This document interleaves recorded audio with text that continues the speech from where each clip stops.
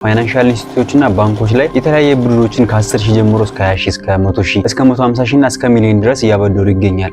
በዛሬው ቪዲዮ ግን እንዴት አድርጋችሁ ያለምንም ማሳጃ እስከ 150 ሺህ ብር ድረስ ስለ አዲሱ ሲቢኢ በጄ ስለተባለው አገልግሎት መነግራችሁ ይሆናል። ያ ማለትም እናንተ ምንም አይነት ኮላተራል ወይም ደግሞ ማሳጃ ሳይጠበቅባችሁ መንግስት ሰራተኛ ልትሆኑ ትችላላችሁ፣ ሰራተኛ የግል ሰራተኛ ልትሆኑ ትችላላችሁ፣ እንዲሁም ደግሞ በሌሎች አገልግሎት ላይ ይሄን አገልግሎት መጠቀም ትችላላችሁ። ምን እንደሚያስፈልጋችሁና እያንዳንዱን ስቴፕ ምን መከተል እንዳለባችሁ ምን ማድረግ እንዳለባችሁ እመነግራችሁ ይሆናል። ሰላም ሀቢብ ባላሉኝ በቻናል ላይ ጠቃሚ የሆኑ ቲፖችን፣ ትሪኮችን፣ ሪቪዎችን እንዲሁም ደግሞ ጠቃሚ እንደዚህ አይነት አፕሊኬሽኖች ሲመጡ ለእናንተ ብሮ ስለማድረግላችሁ ለዚህ ቻናል አዲስ ከሆናችሁ ሰብስክራይብ በማድረግ ቤተሰብ መሆን ትችላላችሁ። እንዲሁም ደግሞ ቪዲዮዎችን ለቀቁ ለእናንተ ኖቲፊኬሽን ይደርሳችሁ የደወል ምልክቷን መጫናችሁን እርግጠኛ ሁኑ።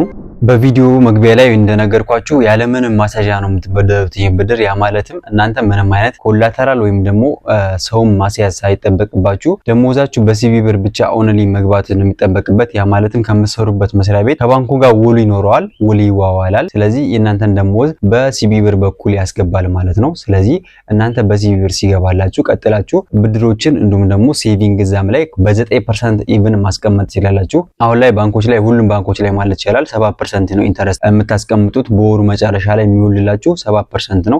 እዚህ አፕሊኬሽን ላይ ግን እናንተ አካውንት መክፈት ሳይጠበቅባችሁ ስልክ ቁጥራችሁን ብቻ በመጠቀም እዛ ላይ ዲፖዚት በማድረግ 9% ማቆጠብም ትችላላችሁ፣ እንዲሁም ደግሞ መበደርም ትችላላችሁ። በመጀመሪያ ምን ማድረግ እንዳለባችሁና ምን እንደሚያስፈልጋችሁ እነግራችኋለሁኝ።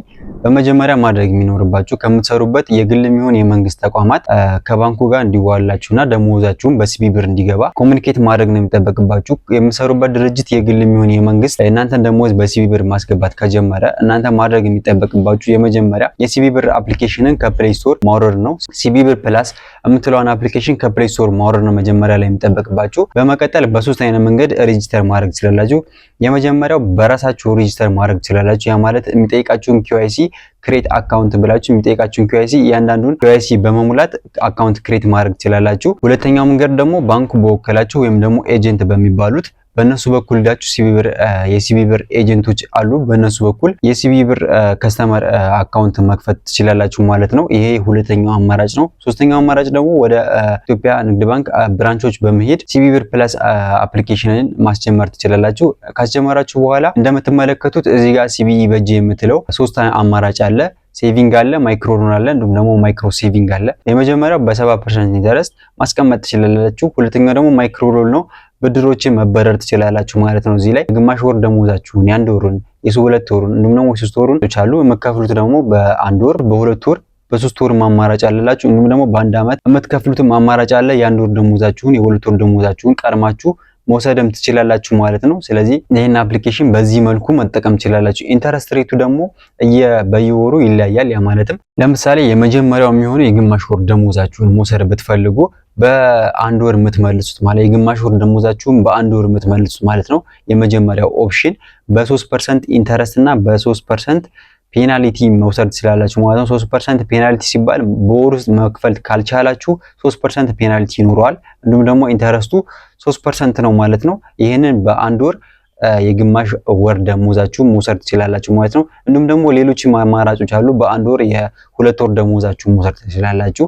ኢንተረስት ሬቱ በዚህ መልኩ እየጨመረ ይሄዳል። ፔናልቲውም በተመሳሳይ 3% ነው የሚሆነው የሁሉም።